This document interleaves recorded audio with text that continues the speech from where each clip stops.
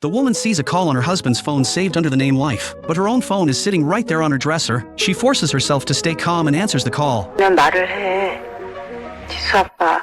Hui-jin jumps in shock. She grabs her phone and calls her husband back, only to see he saved her as auntie. She finally understands what's going on, but she quietly puts the phone back where it was, acting like nothing happened. That night she can't sleep at all. Her mind keeps replaying her husband's weird behavior. She starts to think the man at home might not be her real husband, but after spending every day with him, she refuses to accept the truth. The painful memories make her storm out of the room. She curls up on the couch for the whole night. Meanwhile, the uncle also can't fall asleep. He's trying to find a way to protect both families, hoping no one gets hurt because of him, but Mylan has already made up her mind. For herself and her family, she wants her husband back. The next day, she calls Dongjio and learns the uncle is doing promo work at Hui-jin's market. Right then, the uncle is about to get off work. He notices something off in Hui-jin's expression, turns around and sees Mylan walking in too. He freezes in embarrassment, and the moment the two women see each other, sparks fly. Mylan steps up saying she wants to eat with the uncle, but Hui-jin refuses to back down. She invites her husband to lunch too. 배 안 고파요?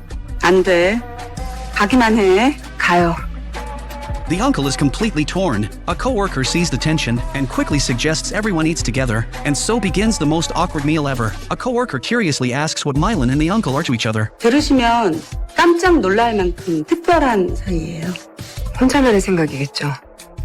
Neither woman gives the other any room. The uncle feels like he's sitting on needles. He lies saying he is bank work and escapes before he suffocates. Before he even reaches the office, he gets a text from Hui-jin.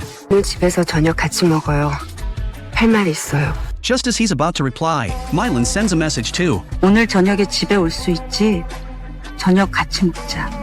The uncle falls into total conflict. Mylan cooks his favorite dishes with full effort. She tells her father-in-law he is coming home for dinner. Meanwhile, Hui-jin sends her mother-in-law out with the child and prepares a Western dinner waiting for her husband. After cooking, both women dress up carefully. The uncle finally decides what to do. He goes to Hui-jin first. She smiles happily when she sees him, her face full of relief. She keeps talking about their sweet memories, but the uncle can't let her stay in that dream. He says he and Jong-hun only share the same memories.